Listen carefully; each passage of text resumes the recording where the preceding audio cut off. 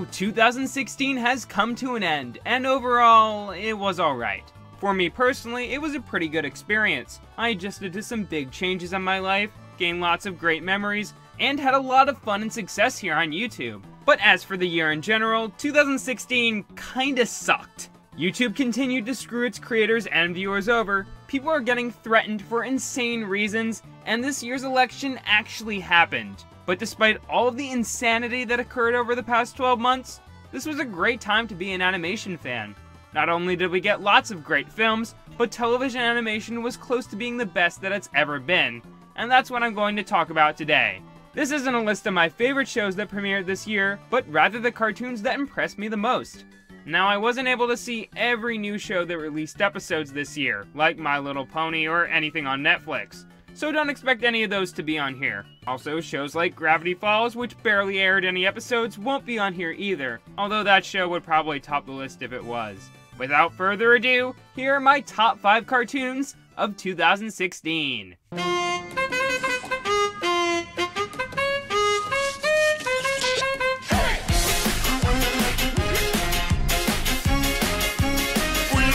Five. When I reviewed The Loud House in June, I said that I thought the slice of life genre of cartoons was dying out. I now take back that statement, because despite the almost oversaturation of fantasy-based shows, cartoons like Harvey Beaks and We Bare Bears are keeping the slice of life genre alive, despite them containing some unrealistic elements. But I think the one that ended up stealing the show for me this year was The Loud House. This show has actually fixed almost all the problems I had with it since I last saw it. Lincoln is actually allowed to win in some episodes, the use of Lincoln's sisters feels much more natural than it did before. Some of the sisters like Luna have been given full backstories, which is something I originally wanted to see, and judging by their use in the most recent episode, I think that the show is going to do more with the parents in the future. I originally took issue with some of the plots being a little generic, but they too have gotten a lot better. Some of the episodes are kinda predictable, but for others I had no idea where they were going and they still ended up really surprising me. The plots are what put The Loud House above most other current slice of life shows for me, and that's not to mention that it still boasts fluid animation and good voice acting. Although within one season, Lincoln is already on his second voice actor, or third if you count the pilot, Colin Dean, who you might recognize as Greg from Over the Garden Wall. That fact will also distract you whenever you watch an episode with him in it. Trust me, I know from experience. Anyway, I've gotten to like The Loud House much more than when I first saw it. It's no longer a show where its best quality is only its relatability, and it has improved on so many of its aspects. It's still a bit simple, but it's definitely the best thing to come out of Nickelodeon in the past year.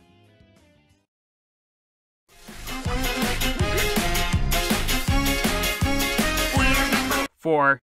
I have a lot of respect for a show when it can prove me wrong. After the Stakes miniseries last year, I got the feeling that the quality that was seen in those episodes wasn't going to translate back into Adventure Time's 7th season. But boy was I wrong, because this was one of Adventure Time's best years in a long time.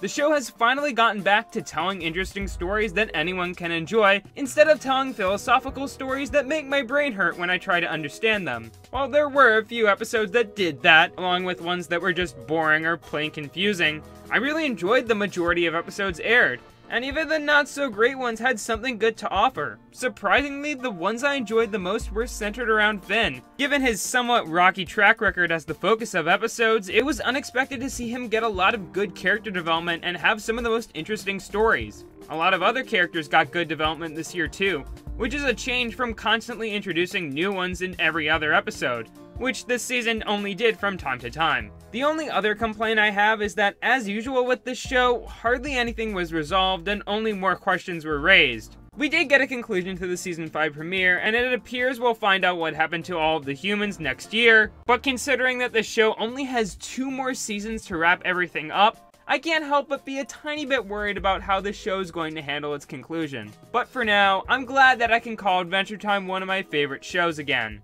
It's not perfect, but for having aired for almost 7 years, I'm glad that it's still trying and succeeding in new things.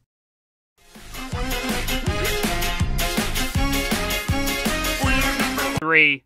So there's a cartoon on now that manages to be heartwarming, deliver strong social commentary, have great characters, break the boundaries of animation, and be hilarious all at the same time. But you probably never watched it. And that's because I'm talking about The Amazing World of Gumball. When this show premiered in 2011, it wasn't anything special. It started out as an alright show with a cool art style, but over the past 4 seasons, it's progressed into one of the best cartoons currently airing on Cartoon Network. Every episode feels different from the other, whether it centers on a relatable problem, or the universe being destroyed by the fourth wall. But despite the variety, the show is almost always able to contain a very high quality. It's a very impressive feat, and it confuses me why this show doesn't get more attention. I honestly haven't done the best job of keeping up with it this year, as I didn't always have the urge to keep coming back every single week. But I still highly recommend this show, especially if you haven't given it a chance yet. There's something here for everyone. The Last of Us references, Trump jokes, and anime fight scenes.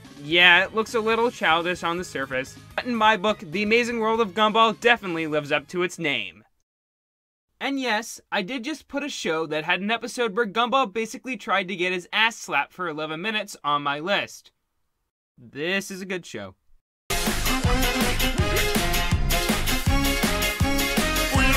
2.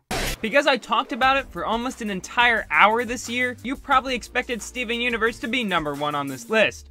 But like Cartoon Network's airing schedule for this show, my placements for this list are a little unpredictable. But let me explain why this show is where it is. I still love Steven Universe. If I'm quite honest, it's up there with some of my favorite cartoons ever. However, I feel that some of what was aired this year was a slight drop in quality from what we saw last year.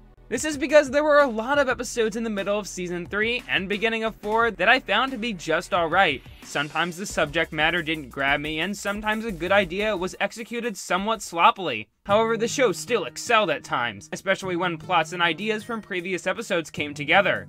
The end of Season 2 and back half of Season 3 are great examples of this. And even when huge things weren't happening, some of the smaller episodes were still funny and heartwarming. Plus, the show still boasts some of the best animation and music on TV, which always gives you something to enjoy when the other parts of the show aren't as great. If you want to see me go into further depth on what I thought about the show this year, watch my videos on Seasons 2, 3, and the one I'll probably do on Season 4 when it wraps up or goes on another hiatus. At this moment, I have no idea where Steven Universe is going to go, both quality and story-wise. But while I really enjoy it right now, I just hope that someday it can reclaim the spot as my favorite cartoon.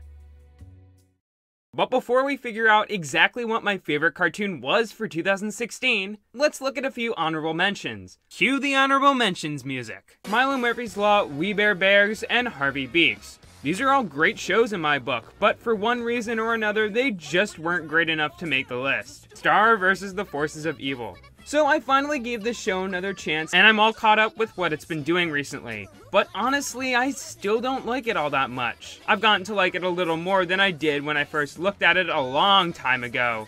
But I still fail to see why people like it so much. While the animation has gotten a little better, I don't find a lot of the characters to be that interesting or entertaining. And as a result, the majority of episodes bore me. Not to mention that the inconsistent tone keeps me from taking anything seriously, since whenever the story gets dark, the next episode goes back to having no stakes or consequences. Even the story itself isn't all that great, as it tries to make a silly character like Ludo seem menacing and a threat to Star without changing a lot about his personality. But I'm just rambling on at this point. If you like this show, more power to you, but I just can't seem to really get into it. SpongeBob Squarepants. Surprisingly, the show seems to be getting better and better, and a little closer to its first couple seasons, especially with the Season 10 premiere. But a lot of uneven and boring episodes are keeping it back from being the best. I'll definitely talk about it more sometime next year, but for now, let's move on to number 1.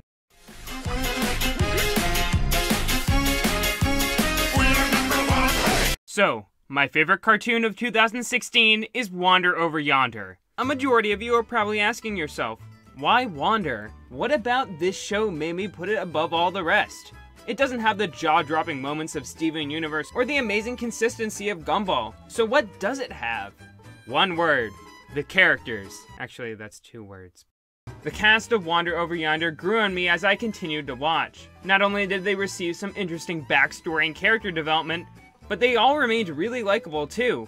The show continued to utilize a somewhat serialized plot format with an overarching plot forming in the background of mostly unrelated adventures, which is similar to what Star vs. the Forces of Evil had too. But while Star really didn't do much with its story outside of its plot-driven episodes, Wander used that time to set up the plot-heavy episodes and tell some really fun stories. The comedy's very well written, almost on the level of early SpongeBob at times, and the animation is superb. While like Star, the tone did fluctuate a few times towards the end of the season, resulting in a few semi-disappointing episodes, it knew when to be serious. And I haven't even mentioned all of the great episodes that came out of this year, including 4 of my top 11 episodes. I love what Wander Over Yonder has done this year, and I would have liked it a lot more if Disney didn't cancel it as soon as it got popular and when it was in its prime. I understand that the show was getting low ratings, but that's because you moved the show to your crappy sub-channel that no one has. The season finale was pretty good for what it was, but it left on a huge cliffhanger and with so much wasted potential. Disney, you did some fantastic work this year, but canceling Wander was your biggest mistake. This could have been your next Gravity Falls if you allowed it to grow, but alas, this is another example of a show that was abused by its network. But now, it seems that Wander has already wandered into the sunset. But Disney's decisions don't affect the quality of this show, and even though it's over now, unintentionally or not, Wander Over Yonder ended on a pretty high note. In short, I highly recommend this series. You may think that there are other shows that are better than this, and that's fine, but no other show this year resonated with me as much as Wander Over Yonder and its characters did. And that's why it's my favorite cartoon of 2016. And that's the list.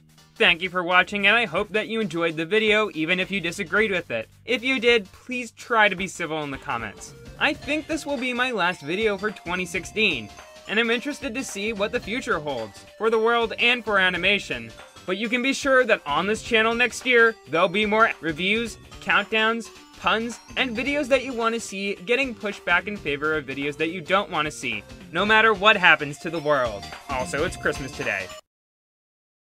Christmas time is once a year. Every critter holds it dear. Whoa, what's that? Huh.